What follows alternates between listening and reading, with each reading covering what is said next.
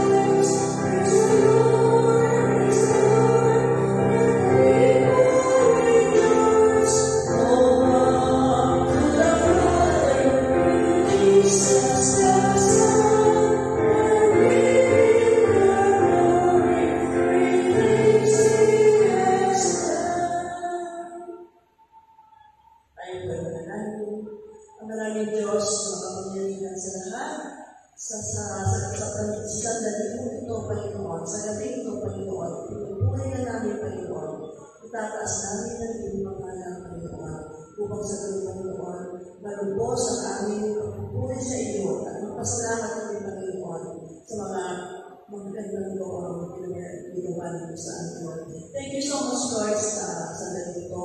Nawa Panginoon, sana po Panginoon, narating ang aming nagpagsahan, at kung hindi man Panginoon, kami man ay narito Panginoon. Papatuloy sa pagsunta sa iyo. Salamat Panginoon sa ganito na kami Panginoon ay sama-sama upang makinig ng mensahe ng Panginoon. Gabayan din Panginoon ang granting courage and wisdom sa aming nagsasalita sa aming pagmesa, si Jesus Lord. At nawa Panginoon, ang inyong pangunguna Panginoon, ang inyong banal na Espiritu Panginoon, inutubat niyo Panginoon, at matatala namin ang inyong presensya sa asin ng ito Panginoon. Thank you so much. In the mighty name of Jesus we pray. Amen.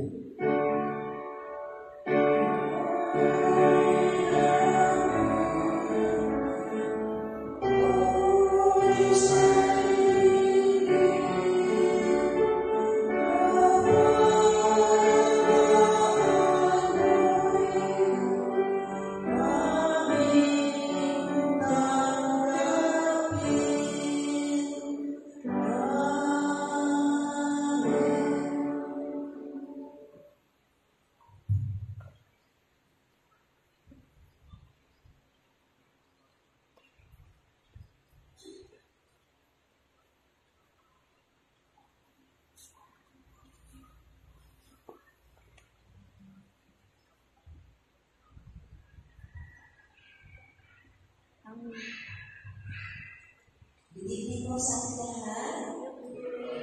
Ang pagbasa po ng banal na kasulatan ay matatagpuan po sa Awit 23 verses 1 to 3. Ang sabi po dito, "Si Yahweh ang aking pastor, hindi ako makukulang. Pinapahiray niya ako sa ang pastulan, at inaakay niya sa tahimik na batisan.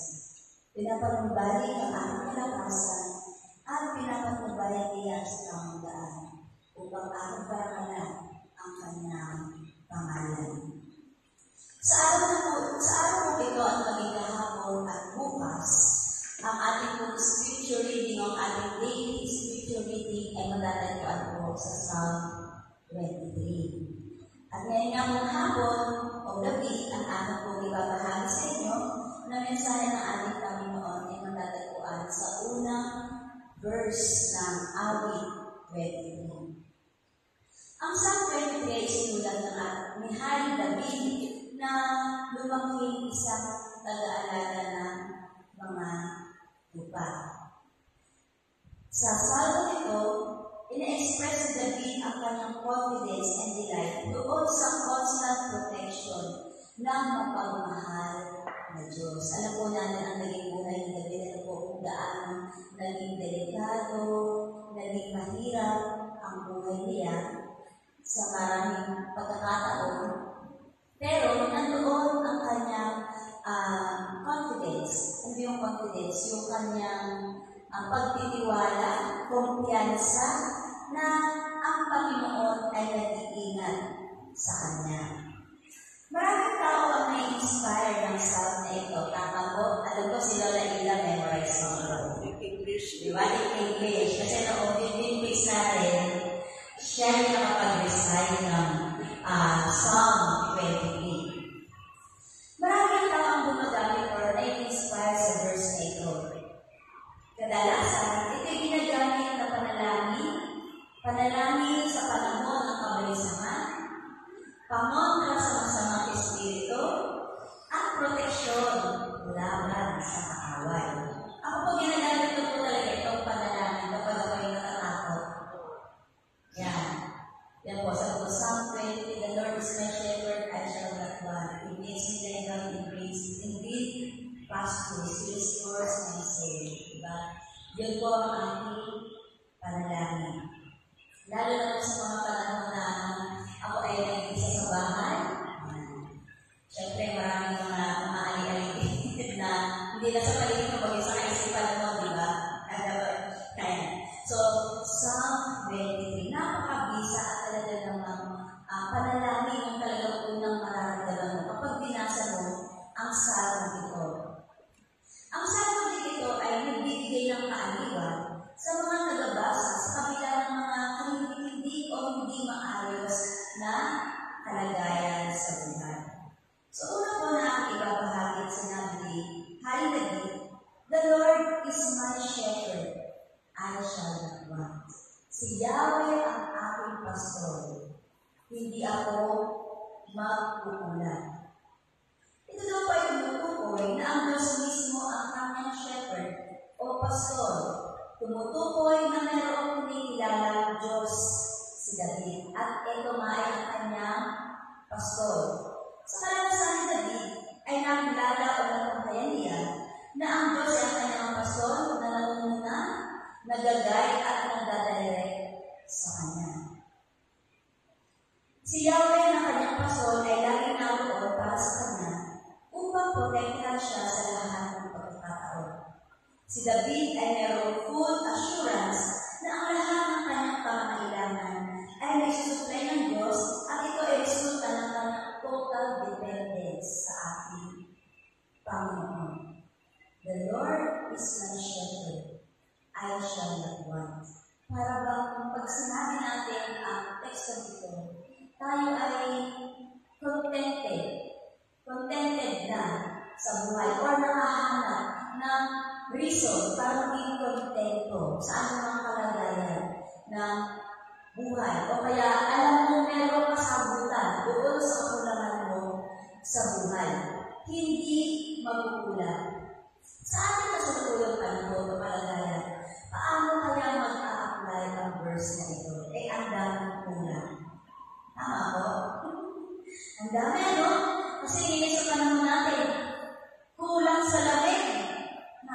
napakainit. Gahanap tayo ng lugar na ma-refresh tayo at na maramdaman tayo ng kaginhawahan. Kasi kulang na ang ating mundo para bigyan tayo ng kaginhawahan na kailangan natin dati dahil nasira na ang ating kalikasan. Sa ating mundo o sa mundo ating pinagagalawan, paano natin masasabi na si Yahweh ang aking pastor, hindi ako magkukulang at ang mahal ng bigas? Ang hirap magtrabaho. Sabi natin, may trabaho nga, sabi nga sa mga post sa Facebook, ito yung mga gastusin. Parang ako niya ako may nabasa na ito yung gastusin, bakit kinayos sa isang linggo. Pero yung kikikain natin ito lang, so hindi ko gano'n. So, paano natin mai-testify? Itong verse 1 ng Psalm 23. Ano po, sa ating kasalukuyang kalagayan. Sa discipline, ay meron po doong kwento ng isang babae na tinatawag na Mechthild o Magdivorce. So, po yung German. Parang sa ating sa Pilipinas, parang our neighbor. Isang babae, isang misteryosang babae. Ayan. So, ang doon po sa discipline ay nakasulat doon na ang gusto niya ay magkaroon ng God-hunting heart. Puso, mapaghanap sa ating Panginoon na hanap ay ang ating Panginoon. Yung kagustuhan ng Panginoon. Yung kalugod sa Panginoon. Sabi ko dito, once we have a God-hunting heart, all we want is to figure out what is this love might mean to our lives and how can we live of this divine love. No? Kung yung kaluguran ng Panginoon ang hahanapin natin, ma-figure out natin kung ano ang ibig sabihin ng pagmamahal ng Panginoon. And that yung magpapalo na sa buhay natin, sa natin. So, to fully know that God is our shepherd, and to know that God is to know that God is enough. Para daw malaman natin na ang Diyos ang ating pastor, ay dapat malaman natin na ang Diyos ay sapat. More than sapat pa nga. Doon po sa kamarin last Sunday, meron po kaming magandang sharing. Kasi po meron po doon isang nanay na maaga po siyang nabula at meron po siyang 4 na anak. Ngayon, bilang isang byuda, ang kanyang problema ay paano itataguyod ng kanyang 4 na anak. Nahirap po. Yung may asawa, ang hirap na eh. Hirap na yung buhay, di ba? May hirap, kumbaga may hirap. Kumbaga, dumadaan sa challenges, ganyan, di ba? At may asawa na. Okay? Lalo na yung walang asawa. Walang susuporta, lalo na sa mga anak.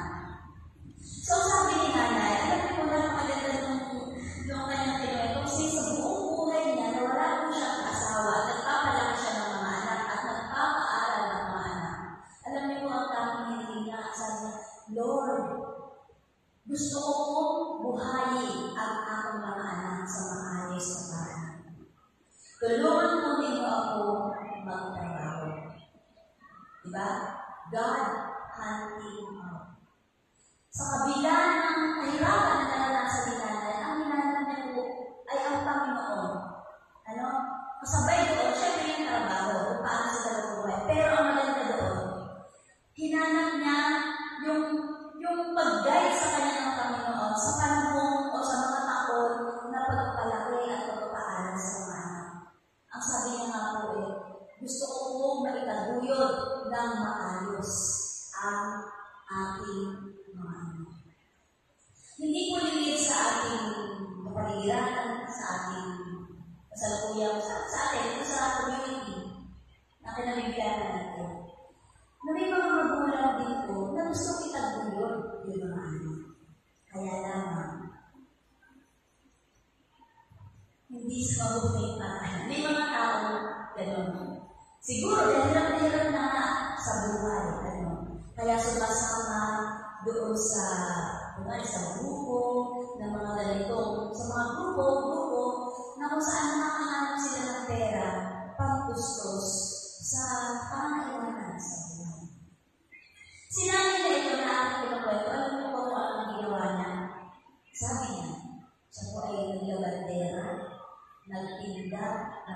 siya, nagbunto. Lahat po ng kakayahan na meron siya ay ginamit niya para buhayin ang kanyang anak at kapartner ang pananalangin sa Panginoon na Lord, tulungan po ninyo ako itaguyod ang aking anak. Hindi niyo po kinilala na Lord, bigyan po ako sa mayamang asawa.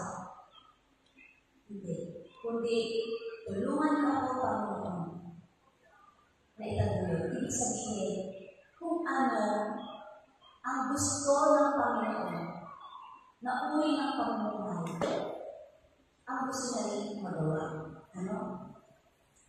Yan. So, kung ang Diyos ay magbibigay kahulugan sa ulitin ko lang pa, to fully know that God is our shepherd is to know that God is God.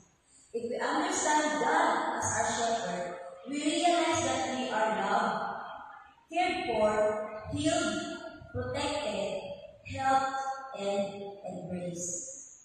At kung ang Diyos ay mabibigyang kahulugan ng mga taong mapagmahal sa komunidad, may babahagi natin ang ating sarili sa bawat isa at marirealize natin na hindi natin kailangan maging desperado sa paghahangad ng napakaraming bagay.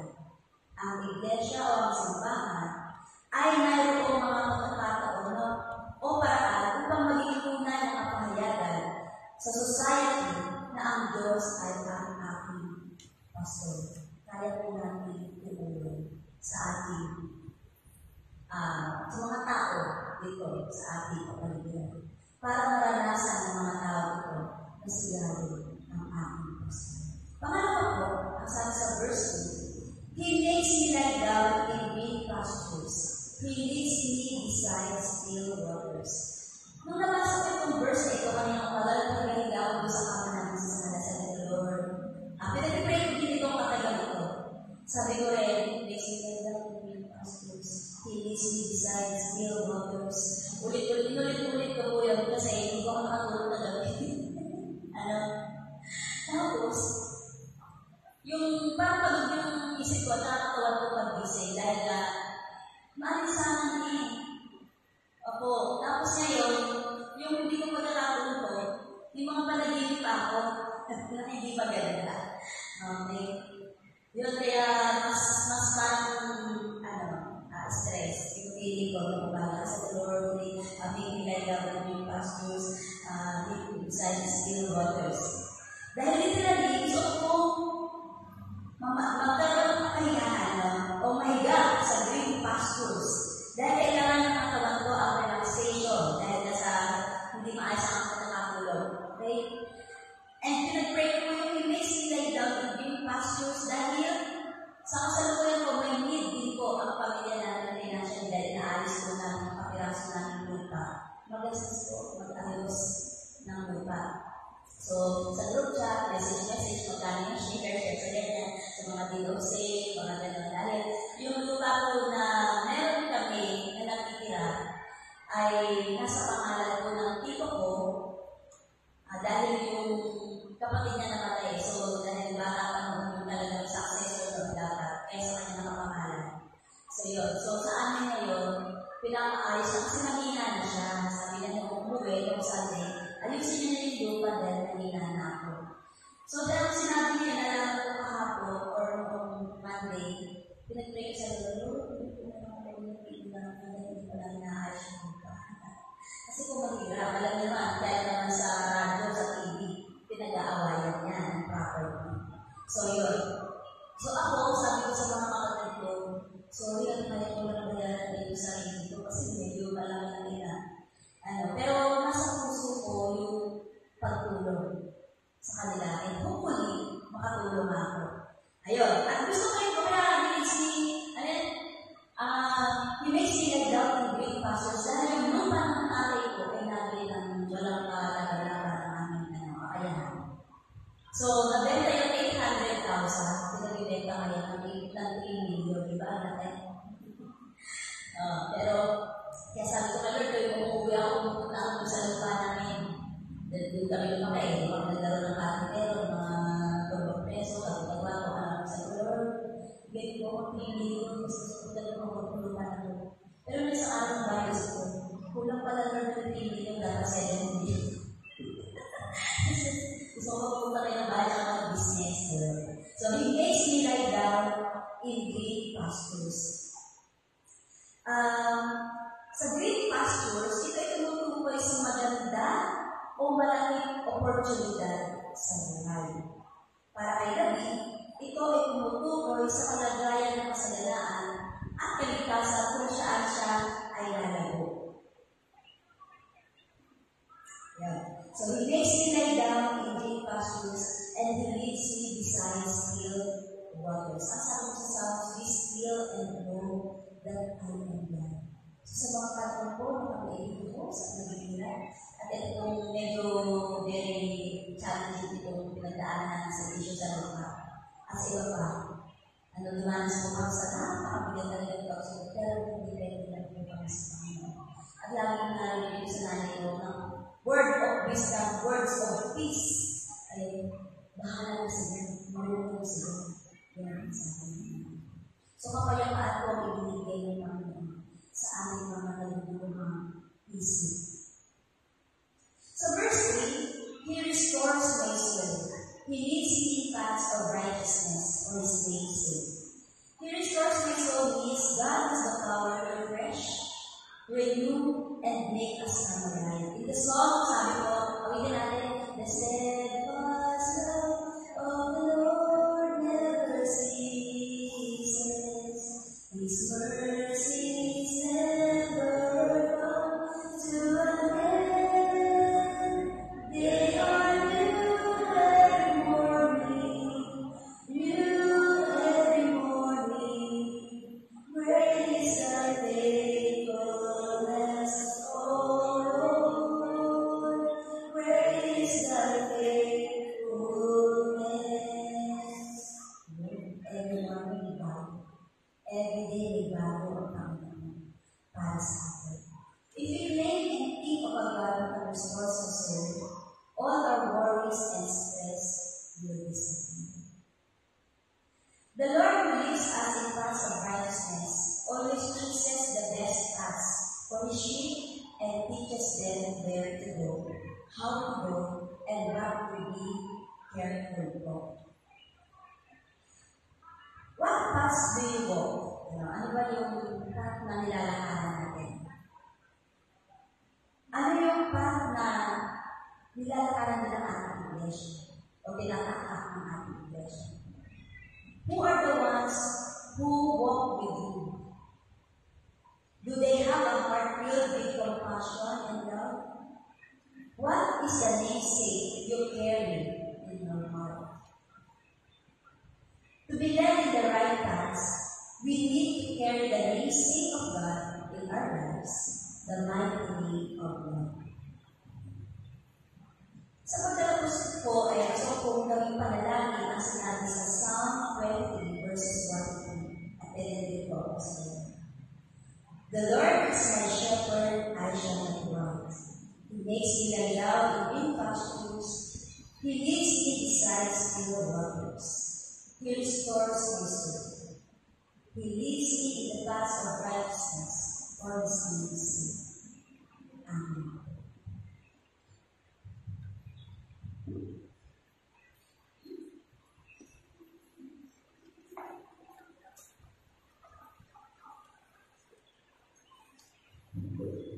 Yan, salamat po sa napakagandang mensahe, very inspiring. Punong-puno ng promise sa atin ng Panginoon. Tayo ay hindi siya nagkukulang para sa atin. Sa panahon po ito ay ating nagdalhin ang ating ito sa habang tutulong ng ating Diyos.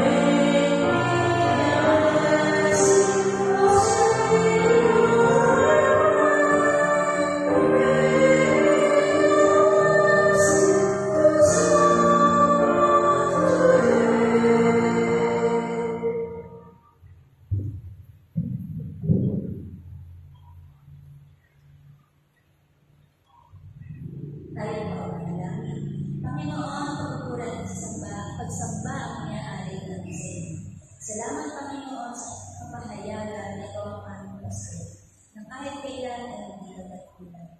Salamat, Panginoon, na pinapabalik mo ang aming lakas na aming ginagamit sa araw na ito. Salamat, Panginoon, dahil sa ganang pagkakataon.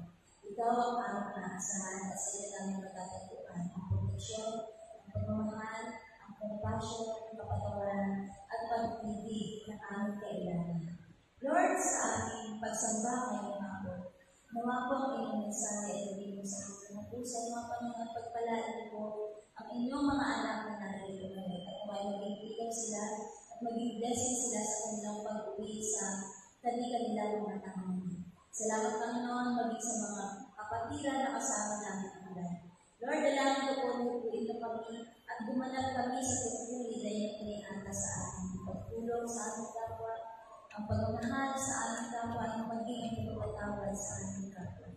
Panginoon, laging po kami idalay sa sapat na kailangan namin ng araw. Panginoon, tulungan po kami na malayo sa mga uri ng kasamaan. Panginoon, sa oras na ito ay dinededicate namin ang aming mga sarili. Tanging sa iyo lamang.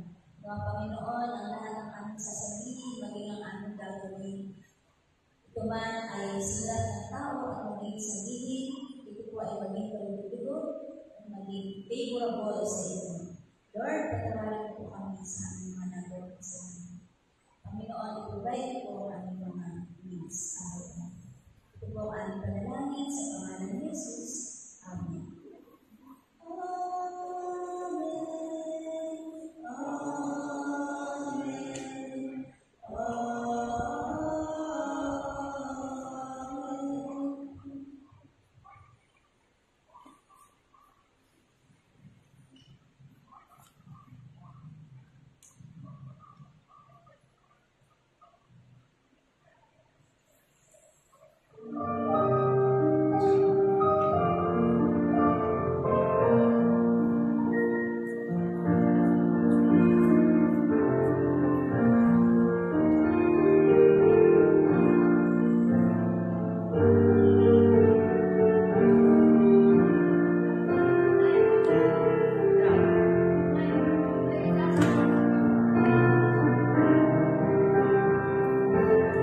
Good night po sa inyong lahat. God bless po.